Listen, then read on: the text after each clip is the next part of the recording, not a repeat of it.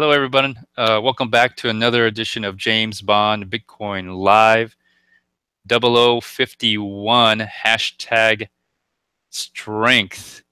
And today I have here with me Brian. Say hello, Brian. Welcome back. Howdy, everybody, and thanks for having me back, James. Sorry I wasn't here last Wednesday. I missed being on the show. Glad to be back. All right, no problem. I had to struggle, had to make up stuff and drag the show on for about an hour for myself, but I managed to do it.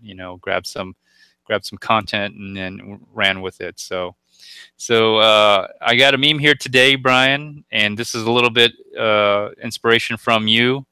Why don't you tell me how you came up with sending me this video? You Well, sent it was originally a video, I believe. yeah, I sent over a clip of BraveStarr here, actually performing his superpower. But I remembered today a cartoon from when I was younger, and this will date me a bit. And it's BraveStarr here, and he has the power to summon the attributes of animals, and so he can summon the strength of the bear, and he will go, "Strength of the bear," and then he'll gain super strength and you know go at his opponents who are always Yeah, bad guys. In these cartoons, it was very clear cut, the good guys and the bad guys.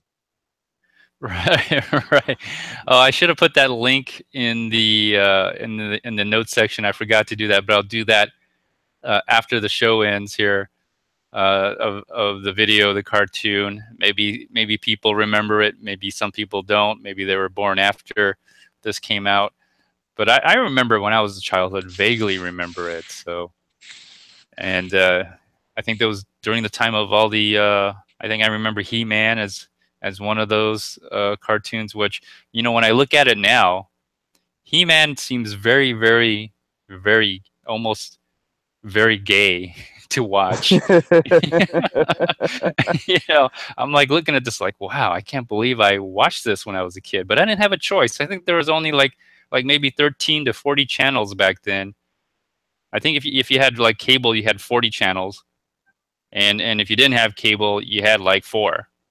So maybe that's just my memory. But now, who watches cable these days when you got, you know, the internet, you got what BitTorrent out there and YouTube and all this other media and of course I guess the dark web to watch whatever you would like to watch.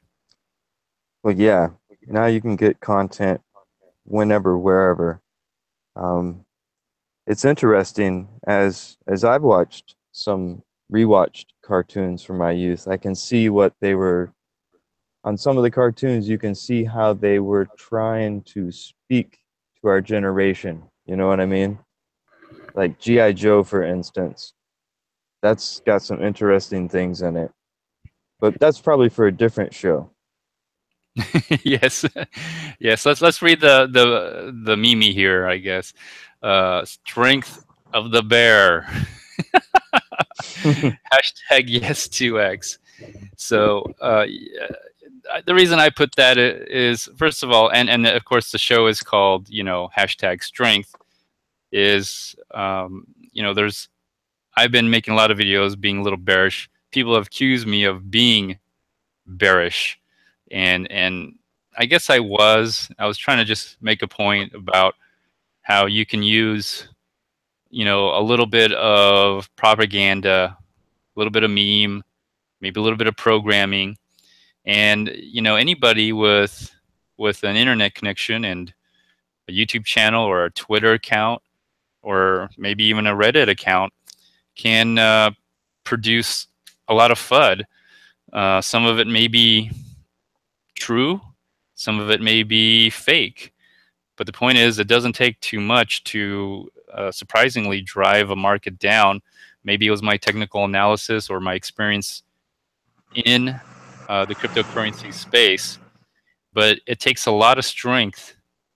It literally takes the strength of a bear to handle this market, especially when it's what I would say when it's very choppy, even going down at times, and a lot of uncertainty in in the future, or people's perception of the future of, I guess, the market value of their crypto coins.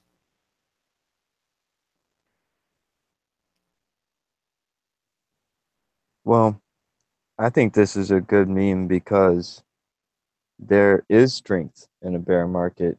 And if you are right, people should know the strength of it and not be afraid of it. Right, right. And I think I was talking to you, and it's been a good thing for you because you made a trade in the $45,000 to $5,000 range, peer to peer at some point, and now you're just taking your time and picking whatever time you want to select or when you want to buy back in, and it looks like you've already made out uh, in Bitcoin than you would have if you just held on to your coin. So I guess for people who have made the right moves at the right time, it's a great buying opportunity. And for other people who actually bought at the wrong time, it's very scary. So, but I'll get into the first thing I wanted to talk about. Let me see. It's this. Here you go. Found this article here, or I guess it's not an article, it's a post on someone's website. Let me see if I scroll up. Great wall of numbers, business opportunities and challenges in emerging markets. I'll talk about the writer and the author a little bit later, but I'll just look at the post here.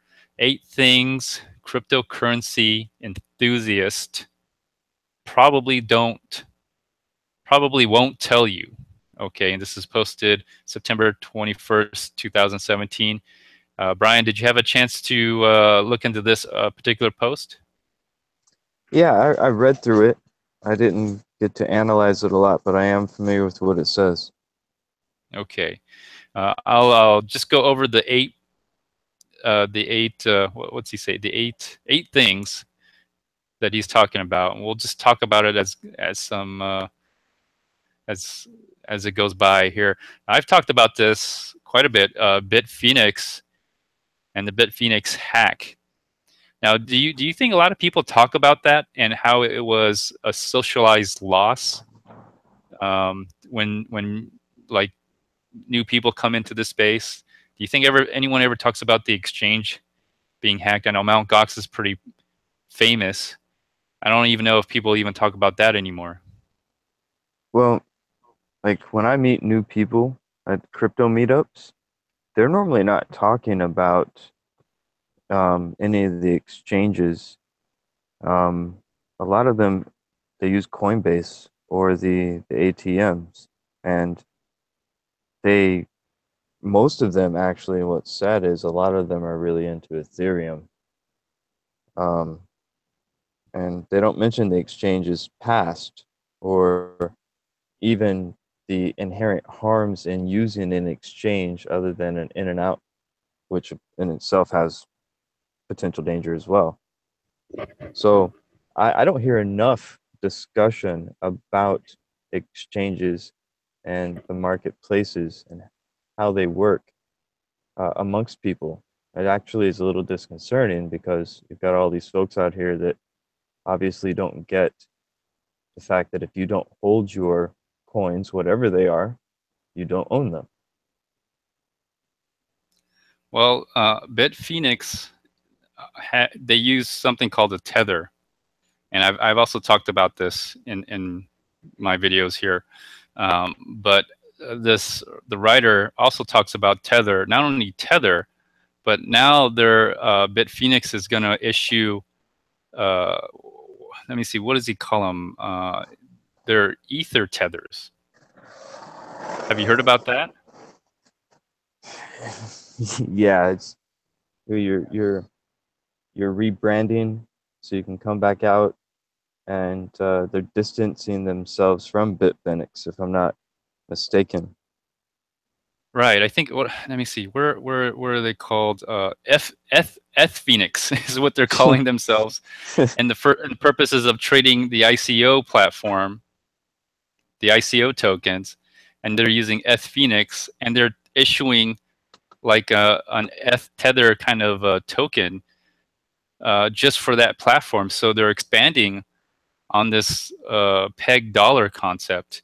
And the writer here talks about how it's supposed to be one to one, but ever since their banking issues and other shenanigans, that they're creating more of these tether-like tokens, except one for Ethereum, and then I think they're also creating another one for Litecoin. So they're like making a Litecoin tethers, Ethereum tethers, and then they got the regular tethers for Bitcoin and all the other exchanges that are also using tethers. So this what I would call to some degree hypothecating money out of thin air, supposedly pegged one to one, which it's not. There is some risk in that, and a lot of people are not talking about it. And these are some things that I think for new people that come in, they have no idea about this, and so there's something here for people to read. There's a lot of history in here, a lot of information. It's, from what I could tell, very accurate information. So people should check that out. What I found interesting about Tether that I didn't know from this was that it started out under the name of Real Coin. Yeah, yeah. I was a little surprised about that. The first time I heard of Tether was back maybe 2014 or 15 after Mount Gox collapse. Of course, I lost all my coins on and money on Mount Gox, and then I switched over to Bitphoenix. I also traded on Bitstamp at the time and Bitsy. They were all, I was looking for another exchange after Mount Gox, and when I looked into Tether, um, I think there were some major players. I might be wrong, but I think Brock Pierce was an investor in this Tether company. Now, if you look up the investors, it doesn't say anybody. It doesn't tell you who the investors are. This was a long time ago. This is kind of when they had a different website. Now, after the hack, it's completely changed. But yeah, there's a lot of information that I didn't know, and apparently the Omni network was also the MadeSafe network, which has made you can still trade MadeSafe coins to this day, but the platform, I guess, has been rebranded to Omni. So I didn't even know about that. Hmm. Well, his LinkedIn still has him listed as co-founder of Tether, GoCoin, 5 Delta, Blade Payments, etc., etc. Okay, so he's still, his LinkedIn shows. Okay, good. Wow, that's amazing. My memory, I can remember that such a long time ago. Okay, let's go to the second thing that in his article he says. Number 2, ransomware, Ponzi's, zero fee, and AML less exchanges. So I guess we'll talk here about the zero fees that he's talking about. And in the first paragraph, he talks about Hobie and OKCoin. What they were doing basically at the time, these were two Chinese exchanges, and they had zero fees in their trading platform. So you could just wash trade back and forth and pay no fees. I actually had an account at Hobie too. It wasn't that hard. You send them your ID, and then boom, they open an account with you. I didn't send them any money because it was all Bitcoin for trading, and I took out Bitcoin, so there was no real AML or KYC either. But yeah, they had no fees, and the trading was just like all over the place. It would just go up and down like crazy. But it turns out that they were using their clients' fund to invest into other financial products without letting the customers know. So they're actually trying to make money off of your money. Well, that's crazy, but that they were just following the leads of most Central Reserve or federal banks, centralized banks. That's what they do with the fractional reserve lending. Except they actually had something to hold. It wasn't necessarily a fractional reserve. Well, banks. I guess they carry on a deposit, and there's a number in a computer somewhere. How much money they actually have, I don't know. I don't know. It's you made a good point. But usually we know the banks are doing that, right? And their banks are overly regulated. These were like, Bitcoin exchanges, and at the time, I guess in China there were no real regulation, and from what I understand, if they were regulated, you're not supposed to take your clients' funds and reinvest them. You're supposed to use them as a reserve, against your clients or customers' actual trades. So that's one issue that he brings up. Another issue he brings up is, let's see here. Oh, the Ponzi's. My goodness. Have you heard of MML, or not MML? MMM. Not before this article, no. Okay, this was MMM was a Ponzi started by a Russian. I don't know his name, but if you YouTube search MMM, you'll start seeing all these videos come up. And sometimes you might actually see the Russian guy who started it. Basically, he was a Russian citizen, and he got arrested because when it collapsed, it really wreaked havoc in Russia. Anyways, he doesn't mind. I mean, he's very open about the fact that he's running a Ponzi. The whole program literally discloses it's a Ponzi.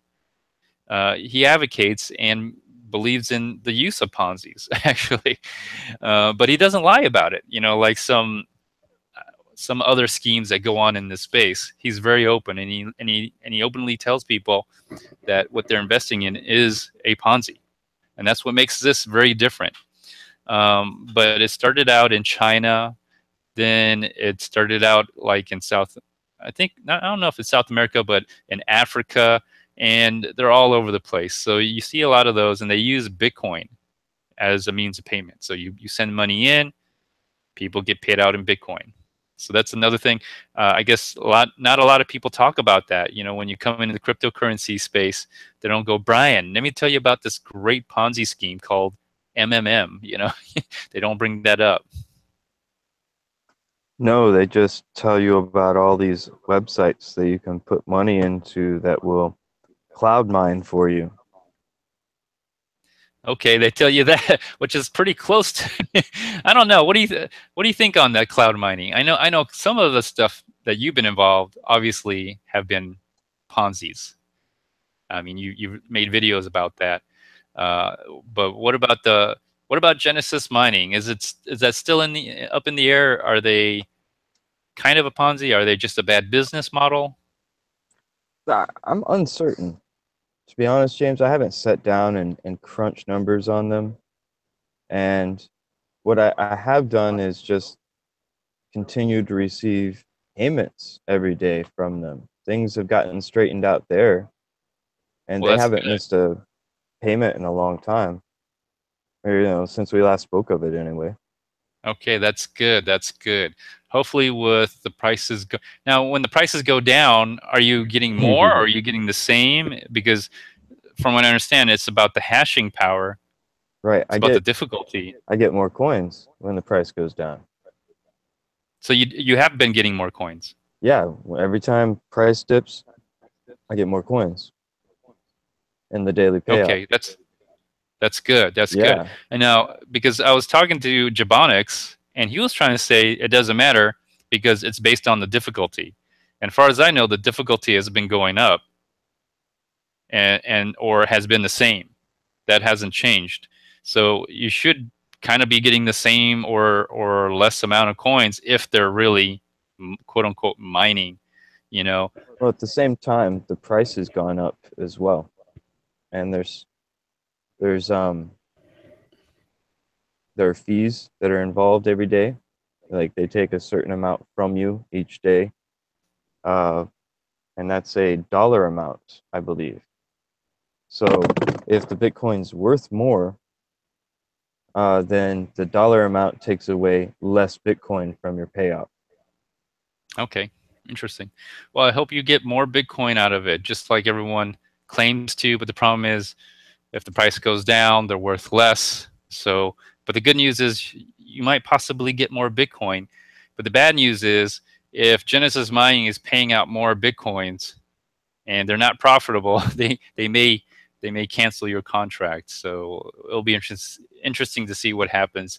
But hopefully you'll get all the Bitcoins you put into it and then some. Well, I put fiat into it, and I have gotten back my fiat worth of crypto. Now, it's excellent that it happened for me because it was a stupid investment, and I would have had fiat wise 3.5 more times fiat now worth of Bitcoin than I did then. Than I do now. I mean, had I just bought Bitcoin instead of investing in it. So don't put money into Genesis. Just take that same money and buy Bitcoin, please. Learn from my mistake. Right. It would have been a lot easier if you just bought the Bitcoins that you wanted. But Yeah, here on this one, yeah.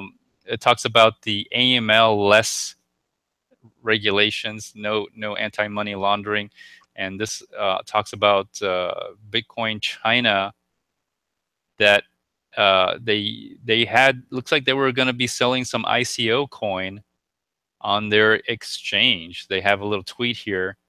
News tonight: ICO coin will be trading on BTCC, Bitcoin China, and BTER, Bitter.com. And I think that's one of the reasons why the Chinese government starts stepping in and didn't want ICOs to take off. And this source came from Linky Yang, co-founder of BTCC. And so looks like some of the exchanges were about to go full blown ICO on their exchanges without any AML or any other things like that.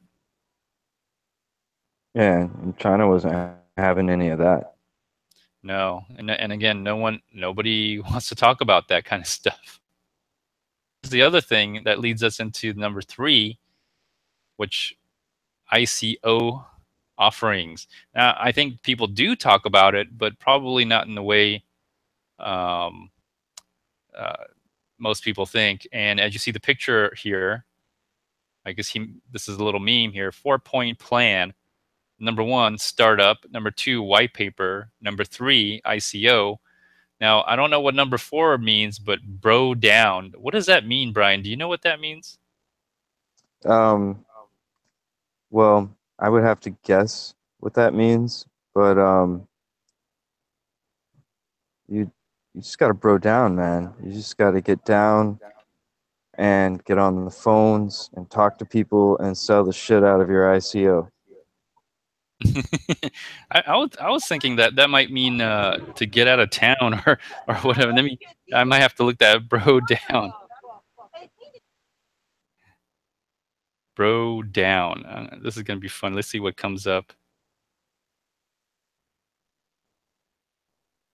Okay, boys' night out. I don't, Oh, okay. So you made all this money from the ICO, and it's time to bro down, son. yeah, I guess it's time for the That's like boys a to go out, throwdown. go out on the town. Okay. Is that what that Yeah, means? I guess Broadway so. bro down. So, okay, I guess so. There must be an episode here. Let me see. Bro down.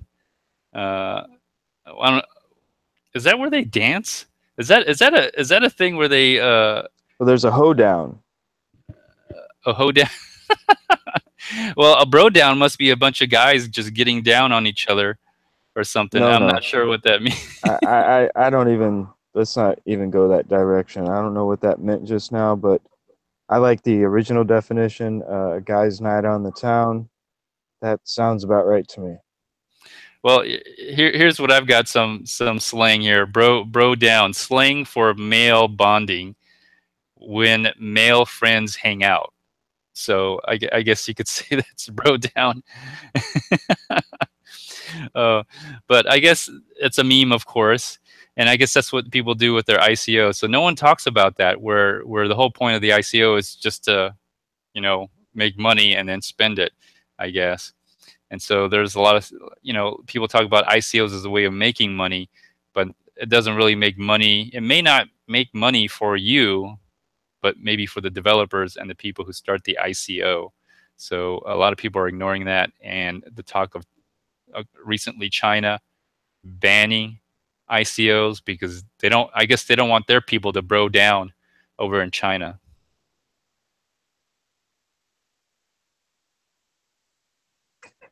Well, partying has to be officially sanctioned by the government, but I figure in China they'd rather have the guys go out for a night on the town rather than the guys go out on a date and maybe have another kid. Yeah, there you go. They only have a one-child policy, so Right. that's a problem. Another thing I guess a lot of people don't talk about is like with the ICO is the boiler room concept. Like, literally, I think there are people who just get together and they don't even, like in this picture here, they don't even get together with suits and ties. I mean, it's probably one fat, sweaty, hairy or hairless, maybe bald guy who literally is in front of a computer setting up these ICOs, and they're just literally just meant to be pumped out into the market. And he also talks about how often the pre-sale, right, before they even have any product, quote unquote product, which is the token, they're going to take your money first. They want Ethereum, they want Bitcoin, and before they even develop or write any code, they'll take your money first, but they'll give you a huge discount on the retail price. Uh, Supposedly anywhere from 10 to 60% discount if you can, participate in the pre-sale. And then when the token comes out, I don't know how they set up the price. According to the article, he makes it sound like the people who create the tokens make a deal with the exchanges, and then they set the market price. And with the money that you gave to these people to promote it, they drive up the price to a certain amount, and thus giving you your 10 to 60%. And then all of a sudden, then that price is then sold to the retail market. So the starting of it is very small. A very few small players just bid up the price at the beginning on these exchanges. Yeah, I found interesting from this section of the article the fact that they were there are specialists that you can hire that manage your ICO and different aspects of it to make sure it all goes successfully. There are guys out there, that's their job now. Yeah, what do they call them? Coin managers? What was it? Hold on. Um, You're right. They were called coin managers or something like that. They call them CMs, and you pay these CMs when you want to start your ICOs. right. It could have been a little bit later on, but yeah, there's a lot of weird stuff. And let me scroll down to this other picture here. Community Did you see managers, this? CMs. Oh, yes, community managers. Yes, and we hear about that a lot from people on YouTube. How look at who's developing, look at the community manager. I'm starting to think, these are all just code words that are being used. You have to understand the lingo. The community manager, that person is there to do one thing and one thing only, is get as many people involved in the ICO. That's it. That's their job. They're promoters for the most part. Yeah, you even pay them, and one of their jobs is to get your coin listed on the different exchanges. That's Yeah, part of their whole work. yeah. I mean, I guess there's a lot of people that do that, and that is their job. And interestingly enough, I wonder how they get paid. I don't know if they get paid a portion as a commission of the coins, which they'll right away they'll dump, of course, or they just get payment in Bitcoin. I've watched Tone Vays do an interview with a developer of Pivx, or he was one of the developer of Pivx, and the Pivx community reached out to this person to do development work on the coin, and what he wanted was he didn't want the Pivx coin. He wanted to get paid Bitcoin, and he wanted to get paid Bitcoin up front for doing the work. He didn't want any of this altcoin as payment. So Yeah, I wouldn't. I prefer Bitcoin as my payment if I'm going to get crypto.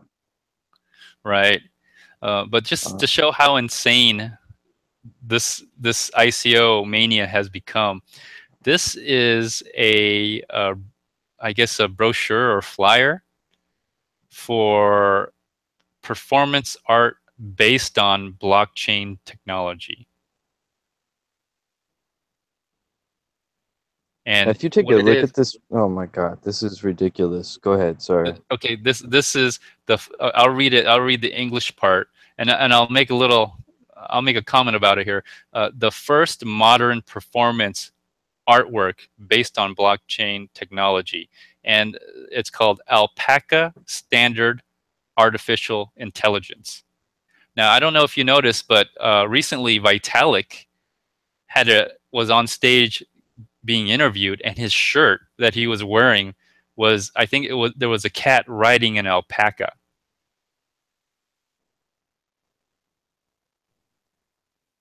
Well, he's admitted several times that he's on the board as an advisor of a lot of ICOs, and that the main job of the advisor to ICOs is marketing. So that would make sense that he is wearing a shirt with an alpaca on it. Yeah, You see I at the was wondering. bottom? Yeah, go ahead.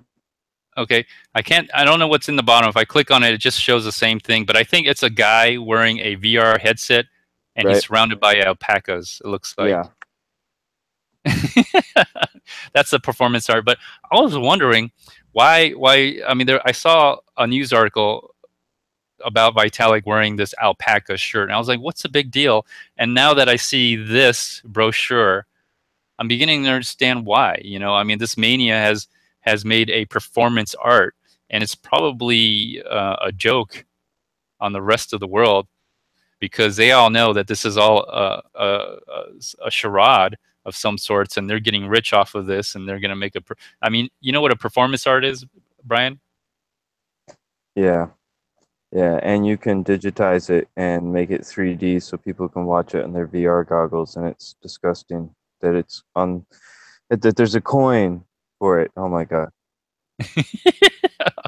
This is hilarious. This is how weird this space has really gone, but no one wants to talk about this. And then finally, we're on stage number 4, VC-backed entities.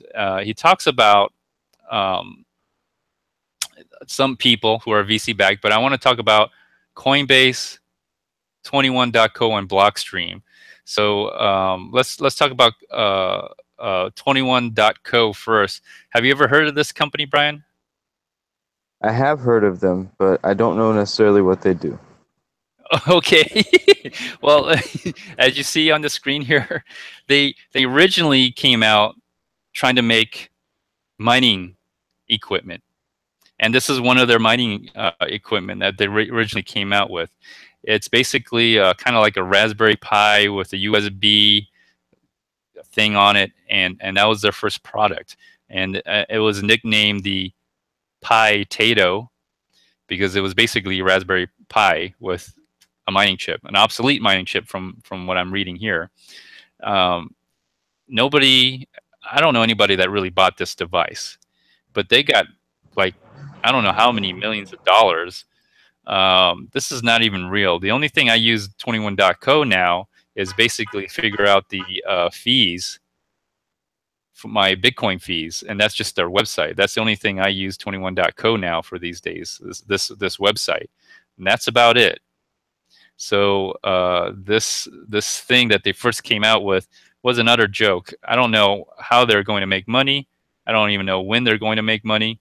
But this just goes to show how ridiculous this space is, and no one talks about it. Like everyone thinks like this space will have great innovations, but look at this. Look at the stuff that it produced so far. It hasn't produced anything.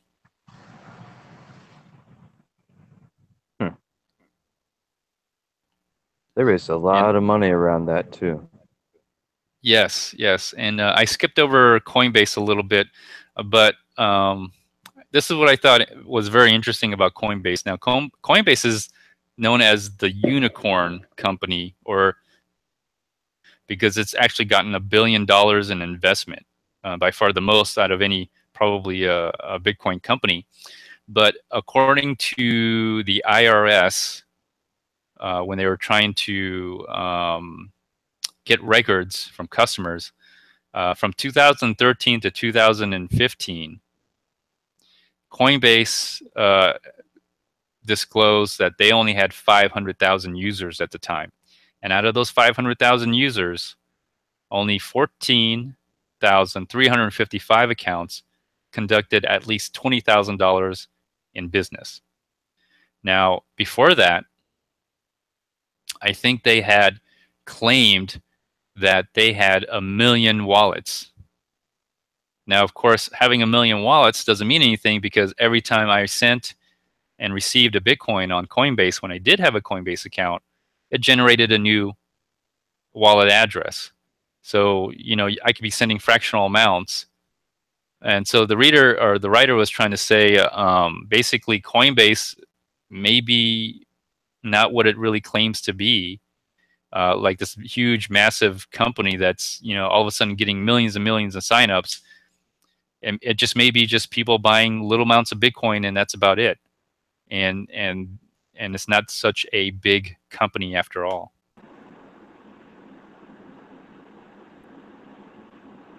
Well, yeah, they definitely have a different amount of users as opposed to what they initially reported.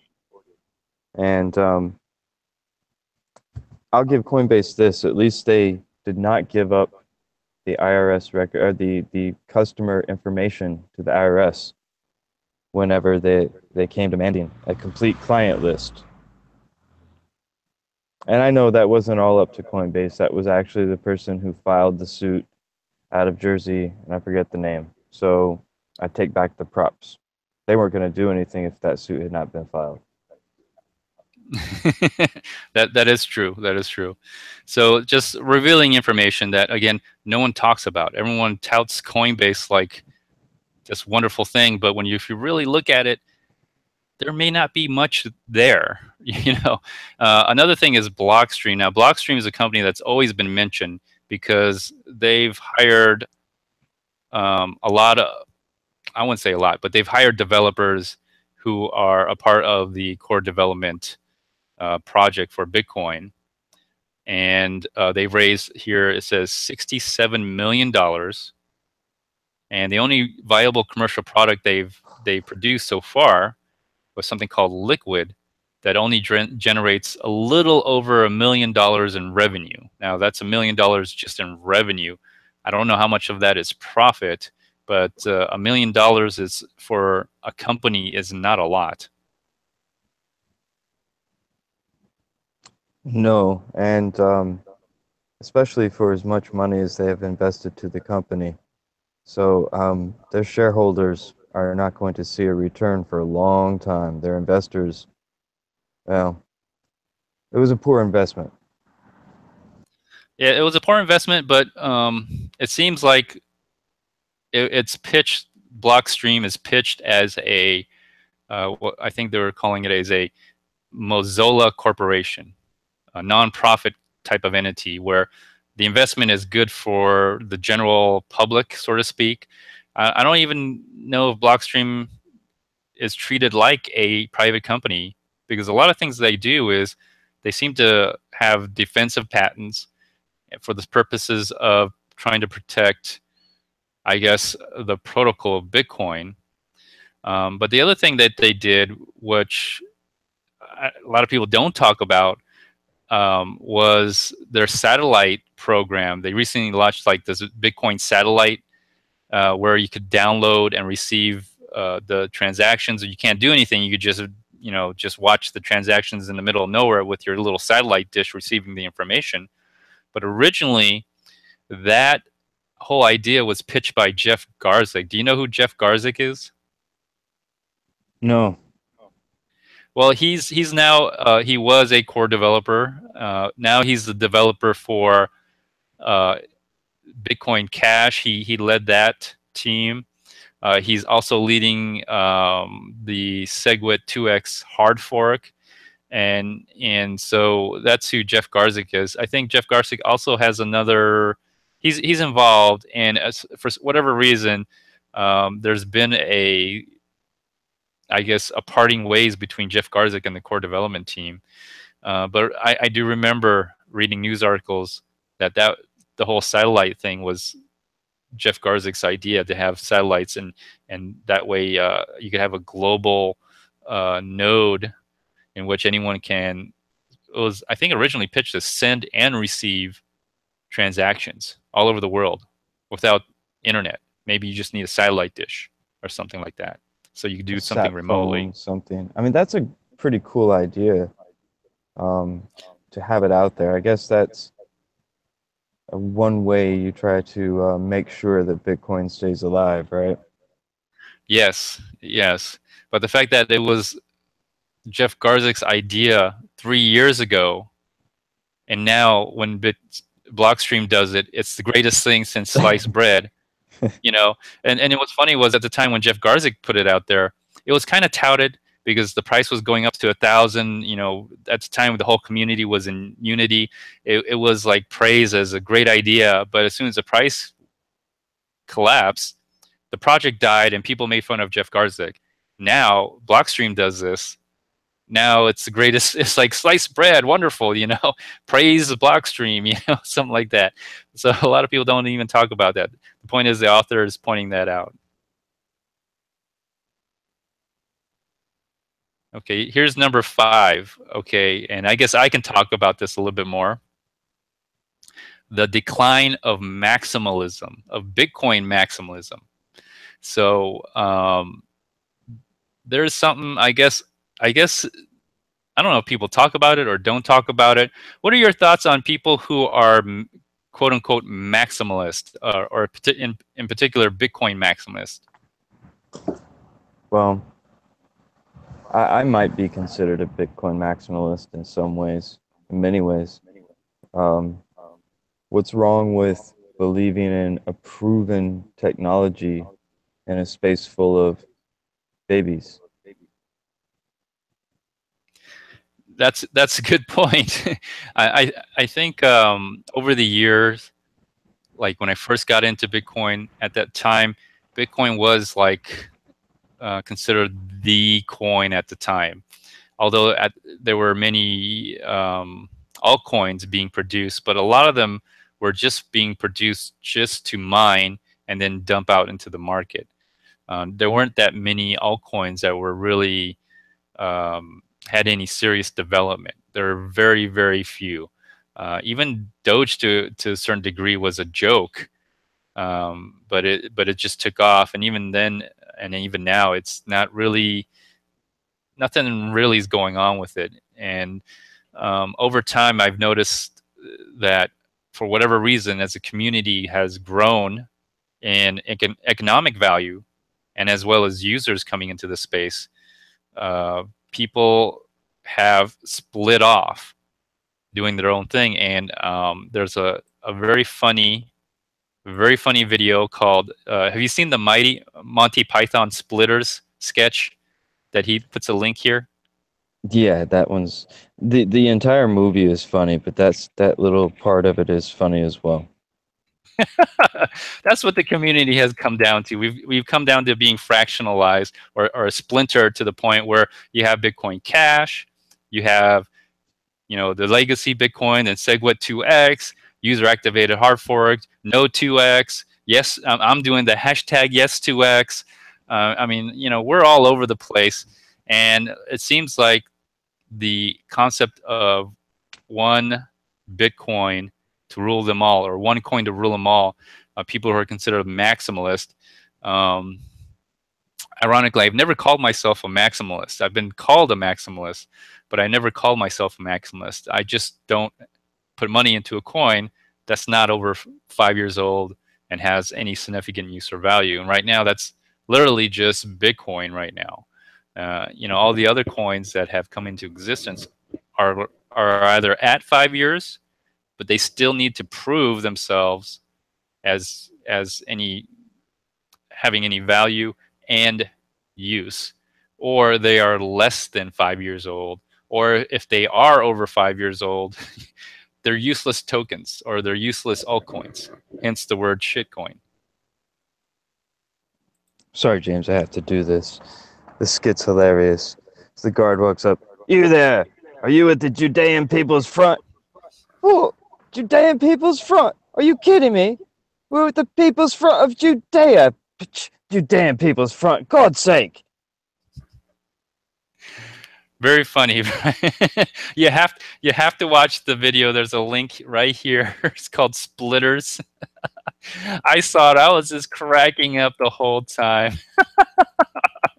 That pretty much described the space, in my opinion. And here's another picture of how the space is being divided in a lot of ways.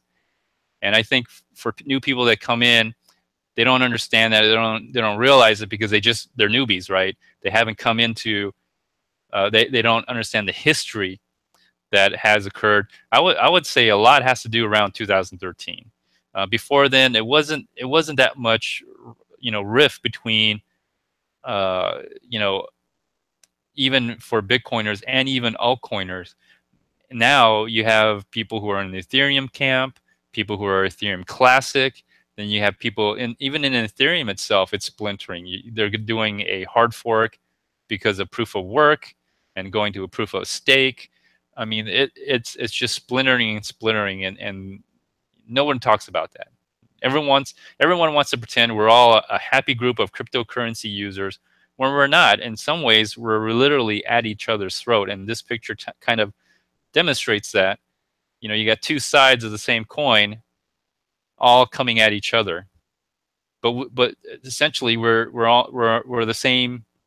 Two sides, literally two sides of the same coin, just have a different side, and we're fighting each other. Yep. This is normally used to represent, two different countries facing off, but it suits the crypto space very well, unfortunately. Yes, and just to show you, there's some Twitter post here, and this is dated 2015. Brian Armstrong, one of the co-founders of Coinbase. Ripple, Stellar, and altcoins are all distractions. Bitcoin is way too far ahead. We should be focused on Bitcoins and sidechains. Sidechains was kind of like a big talk back then. Now, when you look at today, these two posts here, Twitter posts or tweets, they're dated. One's dated August 1st, and the other one's dated August 17th. The one dated August 1st says, "Wanted to share a few thoughts on Bitcoin Cash. Thanks." So he's talking about Bitcoin Cash. The other one on August 17th is, "Beautiful new portfolio widget appeared on the Coinbase dashboard today. We started with digital currency." And he has Ethereum, Bitcoin, Litecoin, and US dollar. So in a matter of, 5, 6, 7, 2 years, things have changed quite a bit.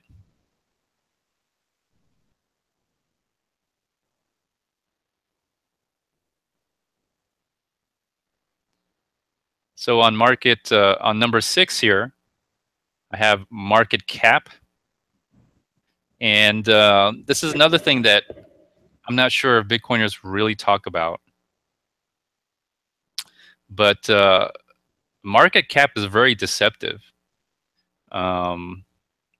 We shouldn't probably use market cap to gauge the health of a coin or the value, because it only represents that one price traded at that time, and all of a sudden we tend to judge ourselves and our self-worth based on the last, literally the last trade of a coin. And if you haven't noticed, the whole cryptocurrency was 170 billion market cap only a few weeks ago, and now we're like 120, between 120 and 130. We lost $30 billion. Was there really $30 billion there to begin with? No. I, you know, I never paid attention to the market cap that much, and when people kept talking about the flippening when Ethereum was supposed to overtake Bitcoin and market cap, I could care less. I could have cared less. The market cap reflects a particular the amount that one order was sold for at that moment times the amount of coins in circulation, and that fluctuates depending upon the markets. And it really doesn't matter what the market cap is. None of this exists anyway, up to a certain point, you know? I don't even know where all the fiat is now. Well, it probably went to the people who sold at the top. So, and probably then the $20 billion. I mean, it really wasn't. It really wasn't there. There is no $20 billion. It's like the time that that GDAX, when someone sold like what was it, 20,000 Ethereum, drove the market down to 10 cents. The money's really not there. So the headlines coming out that we're at 170, 180 billion market cap, it's just a way to get I don't know, attention, to toot your own horn. But again, no one talks about this, that it's not really real. People are overdoing it. So the other thing here, we're almost done. Number 7 is buy-side analysts and coin media. We see this a lot on YouTube. People who are promoting to buy, and talking about this on their YouTube channels and then news articles. It basically talks about how CoinDesk owns a lot of these companies that are in the crypto space. So of course they're going to talk and tout their own projects and talk about how great it is. Same thing with Cointelegraph. What else? Cryptocurrency markets. Well, all the cryptocurrency news sites, they're all biased, and we should all consider that or know about that. But something, again, we don't talk about. What are your thoughts on this subject, Brian? Okay. If you are serious in whatever business you undertake, whether it is so-called legitimate cloud mining or reporting news on a Bitcoin space or the crypto space, if you're going to do this seriously and professionally, you have to have editors. That's how you can always tell the Ponzi scheme sites are what they are. Their English is poor. And I've noticed that CoinDesk and all these other websites in the crypto space are in desperate need of good editors, which tells me these stories are often rush jobs that they're just trying to get out by a certain time. Well, the Because problem they're is the meeting ICOs contractual are happening. deadlines. I'm sorry. I think the problem is there's an ICO happening every day, so they got to rush it all the time. One article a day, and you've got a staff of writers. I mean, sure, there are lots of ICOs coming out, but I'm not buying that as an excuse for a professional website reporting news to have as many errors editing-wise as I find. Well, now you know why, because they may actually have a financial incentive just to put out, you know, articles to promote their own interest. And here's one. There's a tweet, CoinDesk, in which they're tweeting about Filecoin. Now, if you didn't know, they are in digital currency. What was the name? Digital Currency Group. I believe it's Digital Currency Group owns CoinDesk, and they also have a lot of investments in a lot of companies and ICOs, and one of them happens to be Filecoin. And here they go talking about and tweeting about Filecoin, CoinDesk, the news article. So these are some examples here that he talks about, which again, in this space, cryptocurrency enthusiasts don't talk about for some reason or another. And then let's see, last one. Okay, Brian, this is something that you're interested in, analytics. No one talks about analytics, or another word would be tracking the blockchain. You seem to do it on your own quite a bit. Do you think it's frowned upon to talk about these type of companies? Well, I think that when people tout Bitcoin, one of the benefits that they list is privacy. And people don't realize that unless you take extra steps, there's no privacy. And even if you take extra steps sometimes, there are ways to link things back.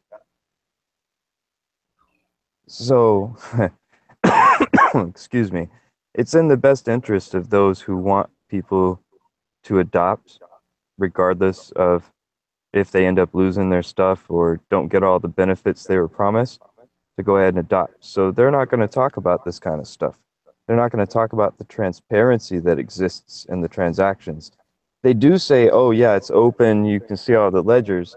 But what they don't tell you is there are programs that allow folks to track the blockchain and then figure out to whom wallets belong based on the transactions, times, nodes, a whole bunch of things.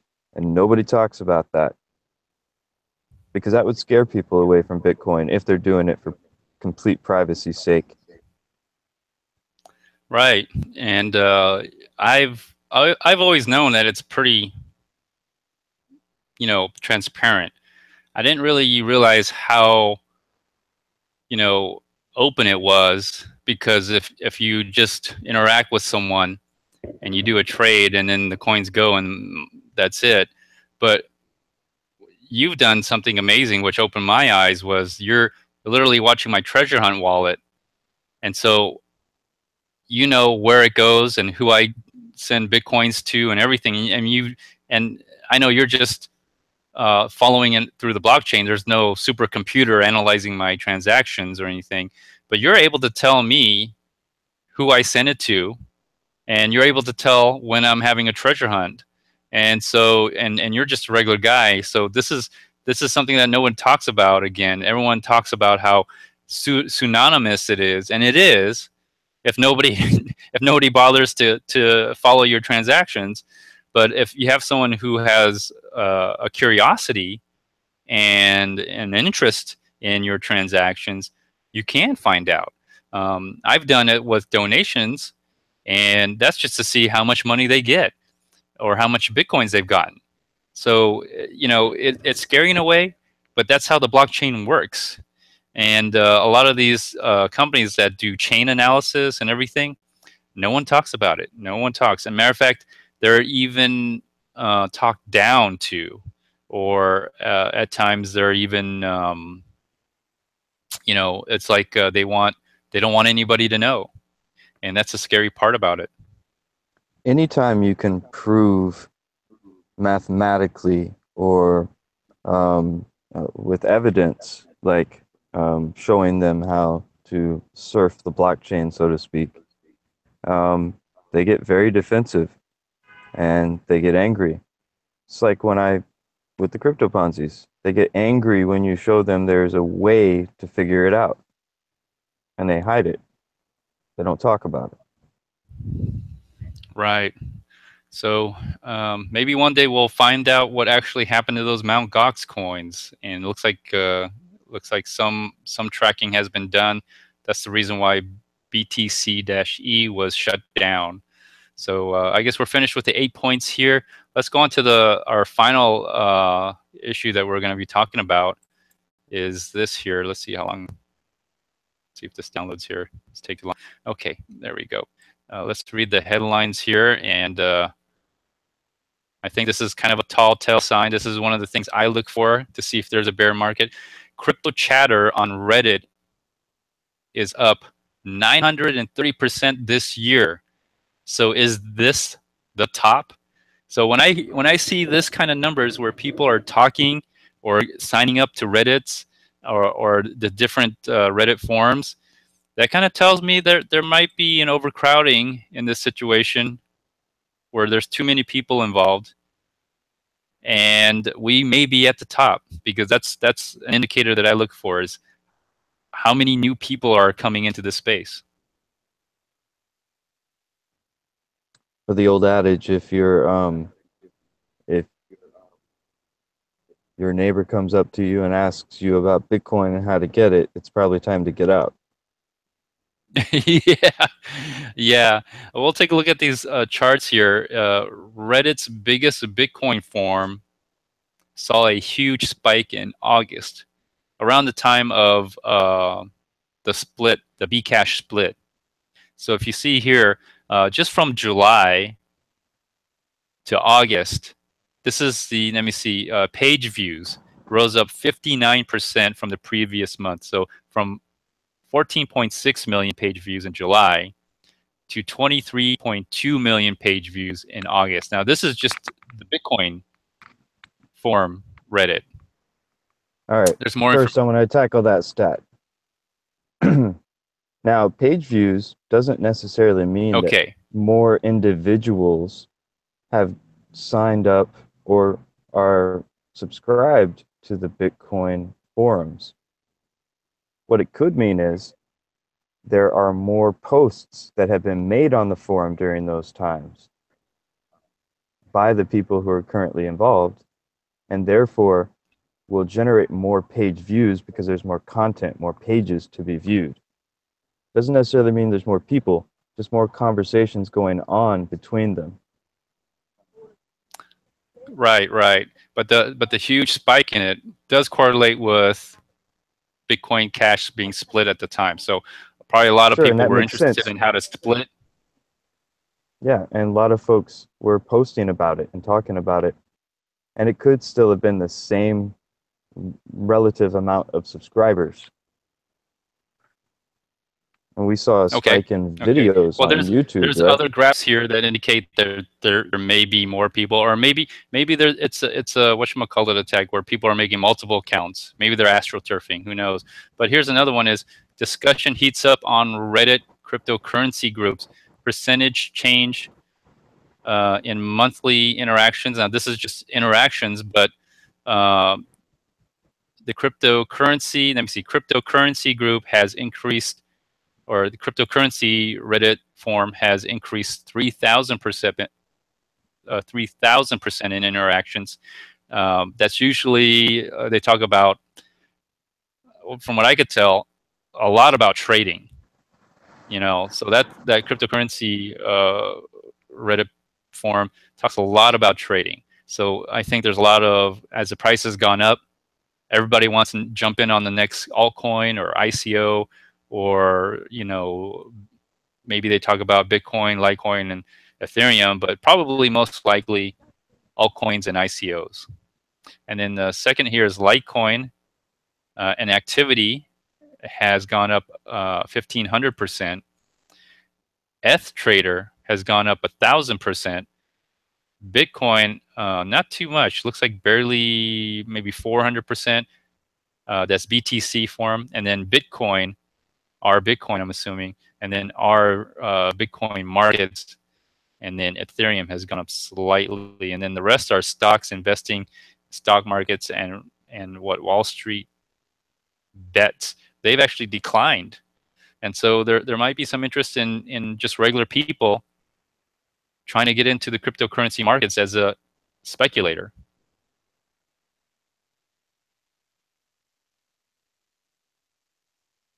Well, I saw that next chart that is coming up there, and it does look like uh, my theory is incorrect a bit. They're not mutually exclusive, but it definitely looks like there's a growth on subscribers. Yeah, it says here, investors are flocking to crypto groups on Reddit. So this is subscriber growth year to date. I'm not sure what, I guess I don't know what the date is, but ETH had the most increase of 880%. And maybe people are, well, there's some other graphs here, but probably a lot of people looking to getting to ICOs. Ethereum, Yeah. 405%. Again, ICO. Cryptocurrency, probably ICO related, and altcoins. A lot of people are pumping and dumping. Litecoin only has 170, Bitcoin 159, and then these are other traditional markets here. Stocks 130, Bitcoin markets 104, Wall Street bets 86, investing 80%, Bitcoin 66%, stock market only 36. And so there's definitely been a huge increase. So increase of subscriber growth year to date in this, that kind of tells me the market's kind of getting oversaturated, in my opinion. And then the last part here actually talks about how many people are following and chatting on Reddit's cryptocurrency groups. And they give you a percentage from, let me see, I think year to date as of September 20th in this row. And then they give you growth through September 20th. And then they give you total number of interactions throughout August 2017. So I guess this is for the month. And they've all increased. So you're getting increase in subscribers and also in interaction.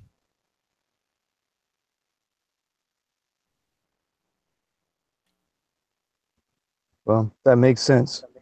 All year we've seen the bull market, so more and more people are getting involved. So, it's funny that whenever I speak about Doge, I always say the fact that they have a vibrant online community with a lot of on Reddit is a good thing, which says going to be around at least. Even if they don't have a great increase in value, they're not going to go away like some other altcoins might. So Brian, do you think this increase is it really a good thing or is it a bad thing? Because it might have been good up until September 20th, around before September 20th, when the prices of some of these cryptocurrencies, even in August, kind of reached an all-time high. Ethereum, Litecoin, Bitcoin, Dash is still around this all-time high. A lot of coins have kind of fallen from there. Do you think this is worrisome or is it good news? Okay, we know a lot of people, a lot of new people have come into the space over this entire year. And this article discusses the entire year. So not all those people got in at 4,500. That means some of those people got in at 900, 1,200, 2,000, 25. So I don't believe that the increase in community chatter is a bad thing necessarily. Because isn't that our goal? Don't we want to have adoption? Don't we want to bring more and more people in? Without more people buying, there can't be an increase in price, right? Yes, that is true, but I do think that when you reach a maximum amount of people, they're the reasons why the price was inflated, and now there's no more people to inflate the price anymore. And I think people who know that have either, at least the people who are experienced traders and maybe experienced, have been in this game long enough, for a while, realize that, and they may have sold out in a sense. And now they've gotten all the new people to come in. And maybe there's also the reason why there's an increase in chatter, because some people have gotten in. Some people may have gotten in earlier, you're right, but they're not richer than they were 2 weeks ago. You know, some of them are a third to two-thirds less richer. And, you know, I also see the forums also being used to, ease the minds of many investors. You know, I'm hearing like the story about Amazon accepting Bitcoin. Have you heard that story? Yeah. It could be fake, and you know, we're hearing all these kind of things come out where I guess it's to, ease the minds of people in this space, like the atomic swaps going on. SegWit is increasing, you know, but I don't hear anybody talk about the potential 2x hard fork and the damage that it could cause. And that's just around the corner. No one's really talking about it, because I think we're all too, either people know and they've dumped their coins, or they've cashed out, leaving all the newbies who aren't very knowledgeable to kind of just, you know, sink or swim, see if they survive. Or, you know, and then what we have the other side is we have a lot of people coming in trying to ease the markets, telling them, you know, there's great things that are going to happen. You know, we implemented SegWit, Lightning's coming on. You know, I look at some of that atomic swaps. That's not reasonable for a normal user. Lightning hasn't even done anything yet, and it'll be, as I said in my previous video, light years away before we get Lightning. And off-chain atomic swaps, you have to have Lightning in order to do that. You know, the other thing is the fees, or the mempool, dramatically less. And so, you know, there was the idea that if the mempool was full, that means a lot of users. Well, the mempool has been very, very empty. People haven't been mining partial blocks, not because, you know, they're using ASIC boost or they're cheating the system, because there aren't even enough transactions to make a full block now.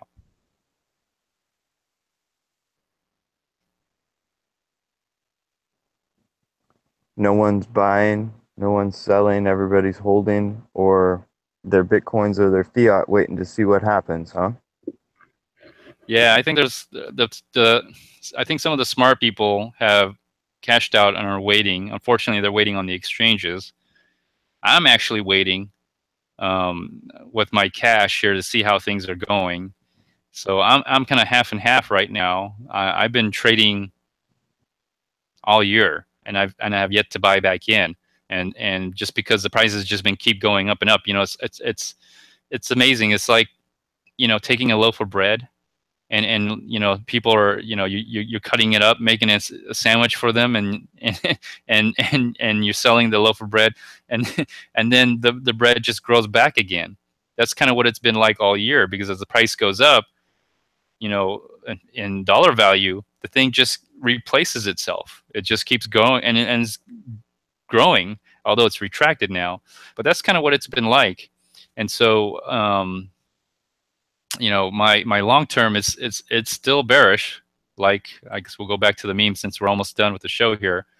But have strength of the bear. Let's see if the meme pops up. All right, strength of the bear is a meme of today.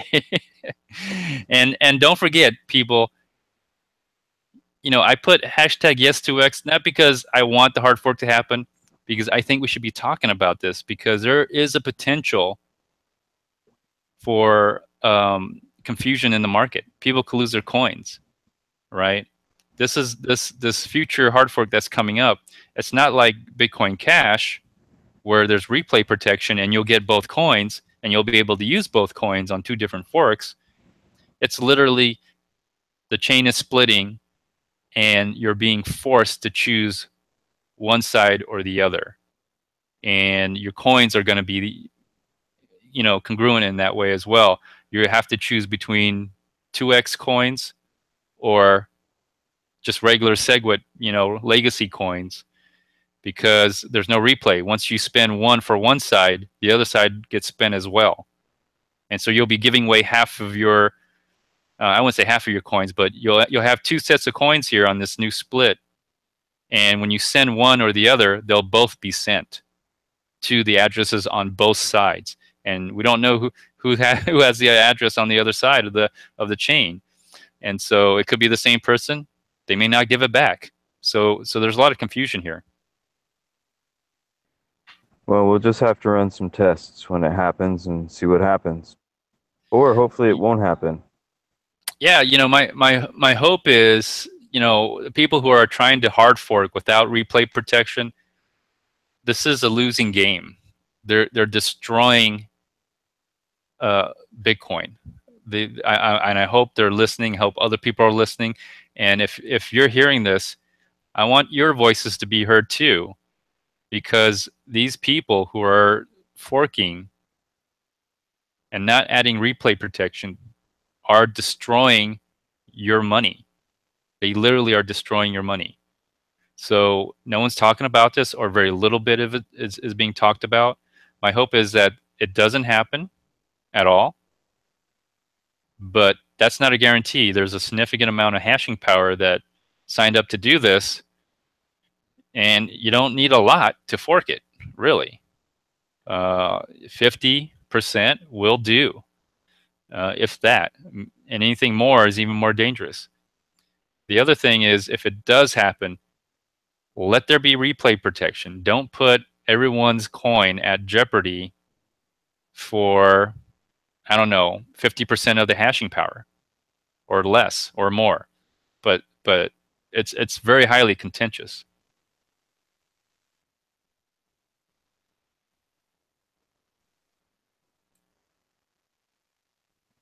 Well, hopefully someone heard you. Someone will go out and say something, and it'll be heard by other people, and it will propagate from there. Well, thank you, Brian. I guess this is going to conclude our episode here. Do you have any closing words or statements that you want to say, Brian? No. Don't sell your Bitcoin.